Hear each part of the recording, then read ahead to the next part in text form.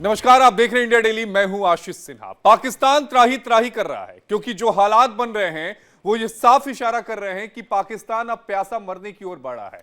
वजह यह भी है कि पहले भारत ने पाकिस्तान का पानी रोक दिया और अब अफगानिस्तान ने ऐलान कर दिया कि वो कुनार डैम पर, नदी पर एक डैम बनाएगा और इसका निर्माण फौरन शुरू करने का हुक्म दिया है। अफगानिस्तान के सर्वोच्च नेता शेख हबीबुल्लाह ने विदेशी कंपनियों के बजाय घरेलू फर्मों से बांध बनवाने का निर्देश दिया है। यानी अफगान जल मंत्री ने यह भी कह दिया कि अफगानों को अपने जल संसाधनों का अधिकार है, जिससे पाकिस्तान की जल आपूर्ति प्रभावित हो सकती है। अफगानिस्तान के तालिबानी कमांडर ने यहां तक कह दिया कि कुनार नदी का पानी उनके लिए खून है और हम इस पानी को रोककर डैम बनाएंगे। इससे पहले पहलगाम हमले के बाद भारत ने पाकिस्तान के साथ सिंधु जल समझौते को रद्द करते हुए कहा था कि पानी और खून एक साथ नहीं बह सकते। तो अब पाकिस्तान क्या करेगा जब भारत और अफगानिस्तान दोनों तरफ से पानी बंद हो रहा है? क्या वाकई पाकिस्तान प्यासा मरेगा? यही है आज का सवाल और इसी पर हम अपने एक्सपर्ट्स के साथ चर्चा करेंगे। लेकिन उससे पहले आपको बता दें कि तालिबान ने आखिर कहा क्या। अफगानिस्तान की हुकूमत ने यह कहा कि डैम का सर्वे और डिजाइन जो है वो तैयार किया जा रहा है। इसे बनाने के लिए पैसे की जरूरत है। डैम से 45 मेगावाट बिजली जो होगी वो पैदा होगी।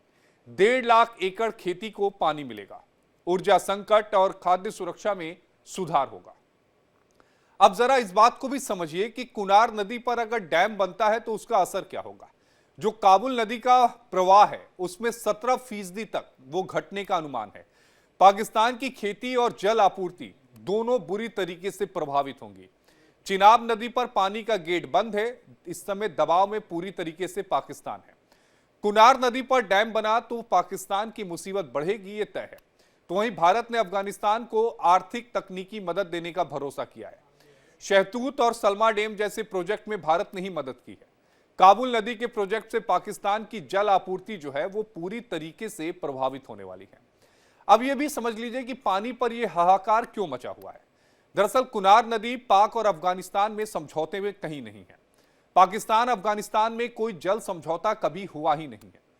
काबुल और इसकी सहायक नदियों के जल बंटवारे पर कभी कोई समझौता पाकिस्तान और अफगानिस्तान की हुकूमत में हुआ ही नहीं है। पाकिस्तान पहले से ही अफगानी डैम प्रोजेक्ट्स को लेकर अपनी चिंता जाहिर कर चुका है। पाकिस्तान में आने वाली जल आपूर्ति कम हो सकती है, यह बात बिल्कुल तय मानी जा सकती है। 480 किलोमीटर लंबी ये अफगानिस्तान की जो नदी है कुनार नदी, इसका एक बड़ा हिस्सा पाकिस्तान में जाता है और पाकिस्तान इससे पानी भी लेता है पीने के लिए और इसके अलावा खेती के लिए भी। हिंदू कुश पर्वतों से पाकिस्तान में ये जो काबुल नदी का जो जल स्रोत है उससे वो अपनी एग्रीकल्चर, इसके अलावा पीने की पानी की जरूरतों को पूरा करते हैं।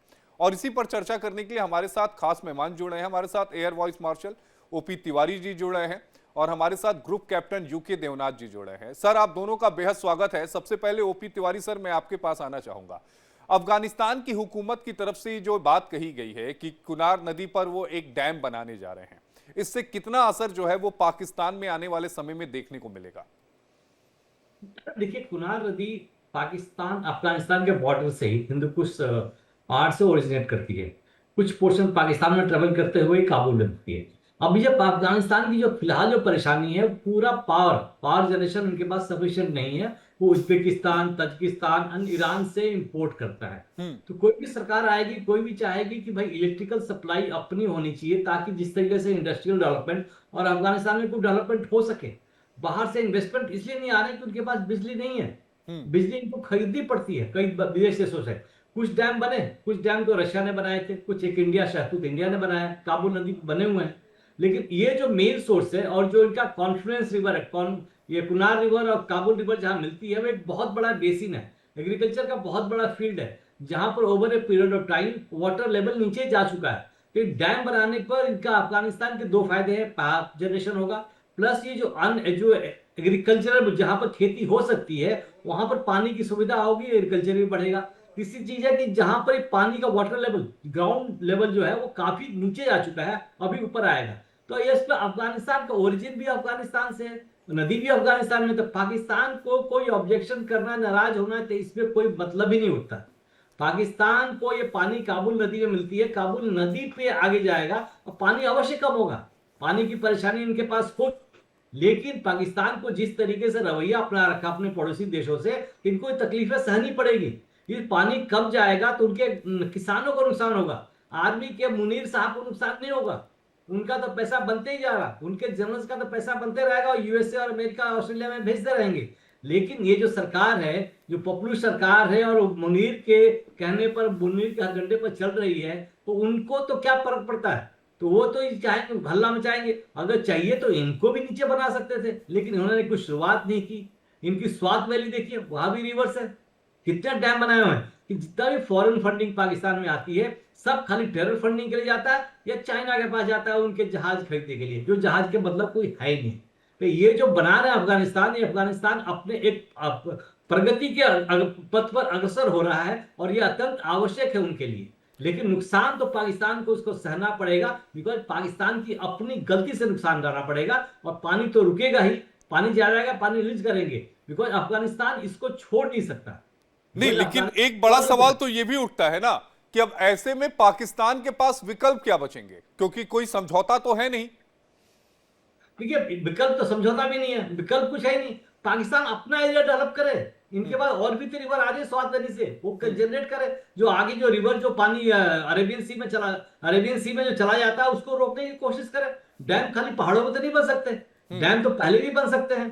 काबुल नदी का पानी आता ही है, इंडस रिवर का पानी जा ही रहा है, लेकिन अब पानी तो पूरा भारत जैसे रोक रखा है, तो भारत ने ऐसा नहीं रोके कि भारत कहीं और लेके चले जाएंगे, पानी तो यहां से रिलीज होगा ही। तो इनको अब अपने चेक डैम जगह जगह बनाने पड़ेंगे, जो इन्होंने नहीं किया है। पाकिस्तान ऑक्यूपाइड कश्मीर में देख लीजिए, या उधर खैबर पख्तूनख्वा में देख लीजिए, या गिलगिट में देख लीजिए, कई रिवुलेट्स आ रही, कहां पर ये चेक डैम बनाए। इनको अपना काम न करके बल्कि दूसरे के ऊपर हल्ला मचा रहे हैं कि भारत रोक रहा है, ये अफगानिस्तान रोक रहा है। नुकसान तो किसानों को होगा ही, लेकिन आपने खुद ही अपने किसानों के लिए क्या किया है?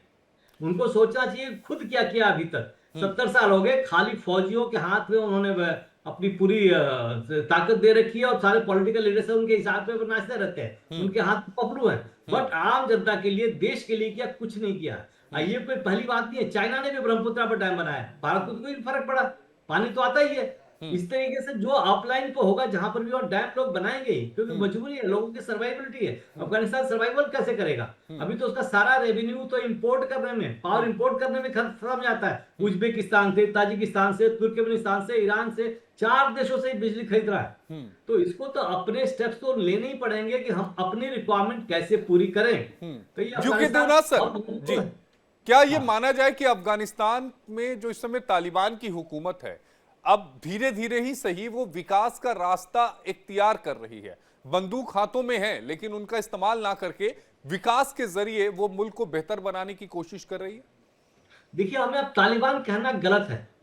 नहीं, यूके देवनाथ सर से सवाल था जी। अफगानिस्तान की सरकार है, मुख्ताबी सरकार है, अपना काम कर रही है, देश को आगे बढ़ाने की कोशिश कर रही है। उनको बंदूक तो लेना ही पड़ा अमेरिका को भगाने के लिए। अगर बंदूक नहीं लिया था तो पहले अफगानिस्तान तो अमेरिका अफगानिस्तान को छोड़ के जाता ही नहीं। तरीके भले ही कुछ भी अपनाए हैं, लेकिन वो तरीका अफगानिस्तान देश के इंटरेस्ट में है। अब हम कहें कि तालिबान टेररिस्ट के हाथ उनकी सरकार है, ये गलत है। ये वहां की सरकार है और जिस तरीके से गतिविधियां कर रही है, कई डेमोक्रेटिक सरकारों से अच्छा काम कर रही है। इनफैक्ट तालिबान के पहले जो सरकार थी, जो यूएस के हाथ में पॉपुलर थी, उससे तो बहुत बढ़िया काम कर रही है। ये बहुत की बात है। तरीका कुछ भी अपनाया कंट्रोल करने के लिए, तरीका ले लिया, लेकिन अभी अफगानिस्तान एक ग्रोथ के रास्ते पर, एक प्रगति के रास्ते पर अग्रसर हो रहा है। इसमें तालिबान सरकार को हम तालिबान सरकार नहीं कहना चाहिए, अफगानिस्तान सरकार को फुल क्रेडिट देते हैं। ठीक है, यूके देवनाथ सर, एक सवाल ये उठता है कि हमारे यहाँ कहावत है कि अपने पड़ोसियों से संबंध अच्छे बनाने चाहिए, क्योंकि जरूरत पर सबसे पहले अगर आपके पास कोई मदद के लिए आता है तो वो पड़ोसी है। लेकिन पाकिस्तान की नीयत ही ऐसी रही है कि वो पड़ोसियों के साथ ही दुश्मनी करता है, वहां आतंकवाद का बीज बोता है। चाहे अफगानिस्तान की बात कर लीजिए, चाहे भारत की बात कर लीजिए। अब पाकिस्तान को उसी आतंकवाद के बीज का जो फसल था वो तो काटना पड़ ही रहा है, साथ ही जो ताल्लुकात खराब हुए हैं उसका भी खामियाजा उठाना पड़ रहा है। आशीष जी, हो ये रहा है पाकिस्तान में कि पाकिस्तान की सरकार को समझ नहीं आ रहा है कि भारत से कैसे डील करे, ईरान से कैसे डील करे और अफगानिस्तान से कैसे डील करे। सब जगह ही उनका एक बड़ा अजीब सा नज़रिया है। अफगानिस्तान के साथ तो उनका टेंशन क्यों होना चाहिए, होना ही नहीं चाहिए। 2021 के अगस्त के महीने तक पाकिस्तान और तालिबान एक साथ पींगे भरा करते थे। पाकिस्तान की शह पर तालिबान 2021 के अगस्त तक अमेरिका के खिलाफ लड़ रहा था। अब जब 15 अगस्त 2021 को तालिबान ने आखिरी अमेरिकन को भगा दिया, तो पाकिस्तान में तो खुशियों की लहर छा गई। चारों तरफ से बम पटाखे और मिठाइयां बढ़ रही थी। आईएसआई के जो चीफ थे वो तो तुरंत एक हेलीकॉप्टर में बैठ के चले गए वहां पर काबुल में, ये सोच के कि अब काबुल की सरकार जो है पाकिस्तान की मुट्ठी में आ गई है। तो ऐसे हालत में क्या हुआ कि दोनों देशों में आज दुश्मनी हो गई है? इसका एक ही कारण है कि पाकिस्तान अफगानिस्तान को जरूरत से ज्यादा कंट्रोल करने की कोशिश कर रहा है। अगर अगस्त 2021 में पाकिस्तान ने यह रुख अपनाया होता कि शाबाश तालिबान आपने अमेरिका को भगा दिया, शाबाश तालिबान अब तुम अफगानिस्तान में शांति से राज करो, शाबाश तालिबान पाकिस्तान तुम्हें मदद करेगा, टेक्निकल मदद, फाइनेंशियल मदद, ताकि तुम अफगानिस्तान को अच्छी तरह से चला सको। इतना करने से ही आस्ते आस्ते दोनों देशों के बीच में संबंध तो ठीक रहते ही आस्ते आस्ते पाकिस्तान का इन्फ्लुएंस बढ़ जाता तालिबान की जो अफगानिस्तान में सरकार है। देखिए भारत और तालिबान के बीच में अब संबंध कैसे अच्छे हो रहे हैं लगातार पिछले 4 साल से, क्योंकि हम तालिबान की सरकार को एक पॉजिटिव वे में डील करते हैं। लोन चाहिए ले लो, टेक्निकल हेल्प चाहिए ले लो, हमारे यहाँ से हाईली स्किल्ड मैन पावर चाहिए ले लो। अब अफगानिस्तान के लोग भारत में आना चाहते हैं इलाज के लिए, आ जाओ, उनको 5 मिनट में वीसा इशू कर दिया जाता है, मेडिकल वीसा।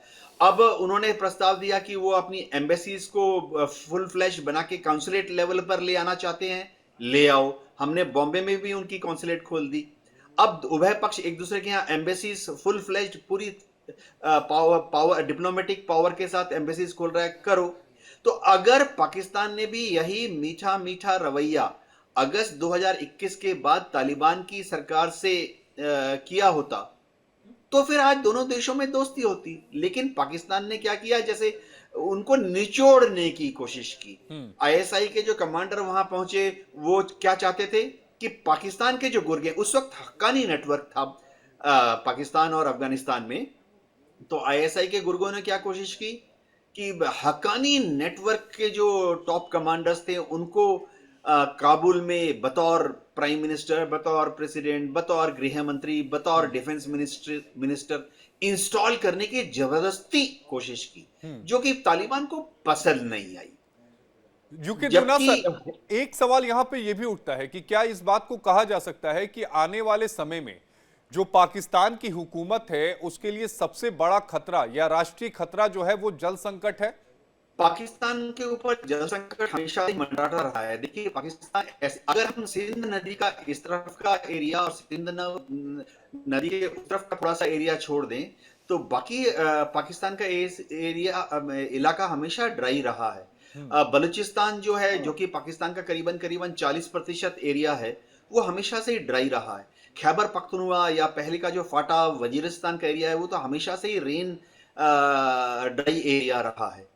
तो अब भारत ने भी दबाव डाल दिया है। जब से पाकिस्तान ने पहलगांव में हमला किया बैसरन घाटी में, तब से भारत सरकार ने सिंधु जल समझौते को भी कोल्ड बस्ते में डाल दिया। भारत से जितनी नदियों का पानी वहां जा रहा था, इंडस रिवर, चेनाब रिवर, रावी, झेलम, सतलज, ब्यास, इन सब का पानी हमने अब अपनी मर्जी से तय करके हम पाकिस्तान के लिए छोड़ेंगे। हो सकता है हम सूखे के सीजन में उसका मतलब है अप्रैल के महीने में कम छोड़ें, और हो सकता है हम बारिश के मौसम में यानी जुलाई अगस्त में ज्यादा छोड़ें। तो इसी तरह से अफगानिस्तान भी अगर अब नदियों का पानी जो पाकिस्तान की तरफ बह रही हैं उन पर कंट्रोल करना शुरू कर देता है तो दिक्कत पाकिस्तान को होगी। लेकिन आशीष जी, मैं एक चीज बताना चाहता हूं, क्योंकि प्रोफेशनल डिस्कशन चल रही है। देखिए ये सारे जो प्रोजेक्ट जो जैसे अफगानिस्तान में अब उनकी सरकार बोल रही है कि वो अपने नदियों पर बांध बनाएंगे, और पाकिस्तान की तरफ जो पानी आ रहा है उसको कंट्रोल करेंगे, ये बहुत लॉन्ग जेस्टेशन पीरियड होता है। ऐसे बांध बनाने की डिजाइन प्लानिंग करने में ही आपको अंतरराष्ट्रीय एक्सपर्टीज की जरूरत पड़ती है। ऐसा नहीं है कि बस आसपास से कुछ नहीं, मजदूरों को लेकिन बुलाया। यूके देवनाथ जी, इसके लिए उन्होंने भारत से मदद तो मांगी ही है। जी हाँ आशीष जी, देखिए भारत से मदद मांगी है, बहुत अच्छी बात है। इस पृष्ठभूमि में बताते हो ना, भारत के इंजीनियर ऑलरेडी हमारे जल संसाधन मंत्रालय के जो इंजीनियर्स हैं और हमारे जो प्राइवेट कंसल्टेंट्स हैं वो ऑलरेडी काबुल में हैं, उनको बताने के लिए कि ये डैम कैसा बनेगा। देखिए ये जो इंजीनियरिंग ड्राइंग होती है ना, वो स्टडी करके फाइनलाइज करके और फिर उसका सैंड मॉडल बनता है, वर्किंग मॉडल बनता है, उसमें भूकंप का स्टडीज किया जाता है, उसमें रेन और विंड का क्या इफेक्ट होगा, ये सब स्टडीज करने में कंप्यूटर सिमुलेशन करते करते 2 साल लग जाते हैं। उसके बाद सवाल आता है कि उसमें इन्वेस्टमेंट, जैसा डैम काबुल की सरकार चाहती है बनाना। देखिए 2 देशों के बीच में पानी का कंट्रोल करना है तो ये तो नहीं कि 1000 क्यूसेक या 2000 क्यूसेक पानी रोकना है। हम बात कर रहे हैं मिलियंस ऑफ क्यूसेक पानी को रोक के रखना, डाइवर्ट करना। तो जब ऐसा बड़ा डैम बनता है तो ऐसे डैम की लागत हमेशा 200 से 400 मिलियन डॉलर होती है। भारतीय हिसाब से दे दूं, करीबन 2000 से 4000 करोड़ रुपए। तो भारत को उस तरह का एक इन्वेस्टमेंट करना पड़ेगा। और उसके बाद जब इंजीनियरिंग काम चालू होता है तो ऐसे डैम को धरातल से शुरू करके ऊपर तक बनाने में 7 से 8 साल का समय लग जाता है। यानी जब तक आप इस हालत में हो कि उस डैम से बिजली पैदा कर सकें, उस डैम से इरिगेशन के लिए पानी डाइवर्ट कर सकें, उसके जो स्टोरेज डैम्स बनाए गए हैं उनके डाइक्स को कंट्रोल कर सकें, तब तक 7 से 8 साल तक लग जाते हैं। तो हम अगर अफगानिस्तान के साथ भारत का बहुत फास्ट भी काम हुआ, टेक्निकल वजह से हम 2035 का हॉराइजन देख रहे हैं। जी 2035 का देख रहे हैं, लेकिन एक सवाल इससे जुड़ा हुआ है यूके देवनाथ सर से। अभी आपने सुना होगा OP Tiwari sir, UK Devnath sir ने विस्तार से समझाया, लेकिन एक सवाल ये भी उठता है कि जो पाकिस्तान जो $1 मिलियन जो पैसे उसको चाहे आईएमएफ की तरफ से मिले हों, चाहे अमेरिका ने मदद की हो, चाहे चाइना ने मदद की हो, चाहे सऊदी मुल्कों ने मदद की हो, चाहे इस्लामिक मुल्कों ने मदद की हो, उन पैसों का इस्तेमाल केवल आतंकवाद के लिए किया, कभी भी अपनी जनता के लिए उन पैसों का इस्तेमाल नहीं किया। और यही वजह है कि आने वाले समय में भले 2 साल लगे, 4 साल लगे, लेकिन अगर एक बार इरादा कर लिया है तो 10 साल में तो बन के तैयार हो जाएगा। एक जल संकट की स्थिति में पाकिस्तान की हुकूमत और पाकिस्तान की सरकार पहुंच जाएगी। बिल्कुल पहुंचेगा, लेकिन इसका ऐसा नहीं है कि पाकिस्तान परेशान हो सकता है। इसके मेजर्स है जो पाकिस्तान इनिशिएट करे, शुरुआत करे, रोक सकता है। बिकॉज कितना पानी तो समुद्र में चला जाता है, तब उन पानी को हमें रोक के रेगुलेट करना है। ये भी हो सकता है कि जब सूखा पड़ा हो उससे पानी नहीं आए, इस सूखा को जवाब में पाकिस्तान भी एक आगे चेक डैम बना सकता है जहां पानी स्टोर कर ले, उसको यूटिलाइज करे सुखाई में। खर्चा है ज्यादा, लेकिन पाकिस्तान को ये प्लान बहुत पहले कर लेना चाहिए था। पाकिस्तान में एक ही कैनाल बनी है जो भारत के पैसे से बनी है। आशीष जी, पाकिस्तान ने वो किसानों का ध्यान नहीं रखा डाली, सिंध का ही पानी भी पंजाब में लेके आया, तो इन्होंने कुछ काम नहीं किया। जितना भी पैसा मिला, आप सिंदूर के बाद देखिए आईएमएफ ने इनका जो कटोरा भरा था, इस एयरक्राफ्ट, इस कटोरे के पैसे को उन्होंने आतंकवादियों के घरों पर जो मर गए उनको दिया। अब बाकी नहीं तो चीन को दिया कि हमें J-20 और J-35 स्टेल्थ बॉम्बर चाहिए, इंडिया के लिए लड़ना है। अब पाकिस्तान की मेन समस्या वहां की पॉलिटिकल लीडरशिप नहीं है, बट आर्मी के ये ऊपर वाले जनरल हैं। एक आर्मी जनरल की ट्रेनिंग हमेशा इसी काम के लिए होती है कि देश की सुरक्षा प्रोवाइड करे, ना कि वहां बिजनेस करे। तो आर्मी का तो ये सियाद दाव है, लड़ाई में सारी लड़ाई तो हार गए, खाली बिजनेस करने की कोशिश करते हैं। इनकी आवाम की फिक्र नहीं होती है, इनकी फिक्र सिर्फ अपनी है। बाजवा को देखिए, परवेज रशीद को देखिए, और इनको भी देखिए, अपनी फैमिली बाहर ले आ चुके हैं। हम लोग भी आर्मी के, एयरफोर्स के जनरल है भारत के, हम तो ही बैठे हुए हैं, हमारे पास तो पैसा नहीं है। तो ये आवाम को समझना चाहिए, पॉलिटिकल लीडर्स तो उनके हाथ में पब्लिक बन चुके हैं 1953 के बाद से ही। 54 में पहली बार पॉलिटिकल लीडरशिप ने पाकिस्तान की आर्मी को यूज किया था एक सरकार को बदलने के लिए। उसके बाद से डायरेक्टली और इनडायरेक्टली पाकिस्तान ने पूरा पॉलिटिकल लीडरशिप को कंट्रोल रखा। अभी तो आज तो लिमिट पहुंच चुकी है। अभी तो प्राइम मिनिस्टर की हिम्मत ही नहीं है कि कुछ बोल सके या कुछ डिसीजन ले सके। कुछ एमपी तो हाँ बोलते भी हैं, दिल खोल के ही बोलते हैं कि पाकिस्तान का सारा, अमेरिका का सारा गंदा काम हमने किया है। अब ये पाकिस्तान की थोड़ी सी देवनाथ सर की बात थोड़ी आगे बढ़ाना चाहूंगा। सारा पाकिस्तान, अमेरिका का गंदा काम पाकिस्तान करता है। अफगानिस्तान ये तालिबान की जो हेल्प कर रहे थे, तो मेरा एक थोड़ा सा डिफरेंट व्यू है। बिकॉज अगर तालिबान नहीं होता तो अमेरिका को बहाना नहीं मिलता काबुल में रहने के लिए, बिल्कुल। अफगानिस्तान में रहने के लिए। तो हो सकता है कि लिटिल बिट थोड़ी बहुत पाकिस्तान से उनकी हेल्प दिलवाते हो ताकि उनको बहाना मिलता रहे। तो लेकिन इस हेल्प से वो तालिबान जैसे अमेरिका गया वो सब कुछ समझ चुका था और पाकिस्तान को उससे काफी दूर रखा। कि पाकिस्तान का अभी भी जो एयर स्ट्राइक किया है, पाकिस्तान ने अभी भी जो एयर स्ट्राइक किया, मेरे ख्याल से तो अमेरिका के कहने पर ही किया हुआ है। कहता है कि हम एक टेररिस्ट को मारने के लिए ट्राई कर रहे हैं। अरे आप इंडिया और इजराइल को तो इमिटेट कर नहीं सकते कि पिन पॉइंट स्ट्राइक कर सकते हो, लोगों को मारे जा रहे हो। ये सब अमेरिका के कहने पर करता है। ये अफगानिस्तान के तालिबान गवर्नमेंट और सरकारी गवर्नमेंट सब कुछ समझ चुका है। पाकिस्तान ने अगर प्रो एक्टिव मेजर लिया हुआ था तो अपना वाटर मैनेजमेंट अच्छा कर सकते थे, बहुत कुछ कर सकते थे। अभी भी देर नहीं हुई है, कर सकते हैं। लेकिन ये का डैम बनाने की थोड़ा सा देना सबसे थोड़ा कहूंगा कि इतना इंतजार नहीं करना पड़ेगा sir. Technologically dam sham tunnel बनाने की इतनी मशीनिंग आ गई है कि अब जल्दी तैयार हो जाएगा, बशर्ते पैसा हो। पैसा हो, ज्यादा दिन नहीं लगेंगे। इसी से जुड़ा यूके देवनाथ सर एक सवाल ये उठता है कि हम ये देख रहे हैं कि तालिबान जब अफगानिस्तान की हुकूमत में आया उसके बाद अब एक बदला हुआ स्वरूप तालिबान का हमें देखने को मिल रहा है। जब से वो सरकार में आए हैं वो अफगानिस्तान के विकास को लेकर काम कर रहे हैं, अलग अलग मुल्कों में उनके प्रवक्ता जा रहे हैं, विजिट कर रहे हैं, मान्यता की भी कोशिश कर रहे हैं और एक बदला हुआ स्वरूप देखने को मिल रहा है। इस बात से इनकार नहीं किया जा सकता। आशीष जी, इसमें कोई शक नहीं है कि तालिबान की सरकार जो है जब 2021 में पावर में आई तो शुरुआती 2 साल तो स्टेबलाइज होने में लग गए। क्योंकि भले ही हम समझते हैं कि हम सोच रहे हैं कि अगस्त 2021 में वो पावर में आ गए, लेकिन नॉर्दर्न अलायंस को क्लियर करते करते उनको 2 साल और लग गए। अभी हो ये रहा है कि दुनिया के ज्यादातर देश जो हैं तालिबान की सरकार को मान्यता नहीं दिए हैं। तो डिप्लोमेटिक लेवल पे तो शायद इतना ज्यादा तालिबान के नहीं, यूके देवनाथ जी वो मान्यता तभी मिल पाएगी जब महिलाओं को लेकर तालिबान अपनी सोच बदलेगा। मान्यता तो हमने भी नहीं दी है।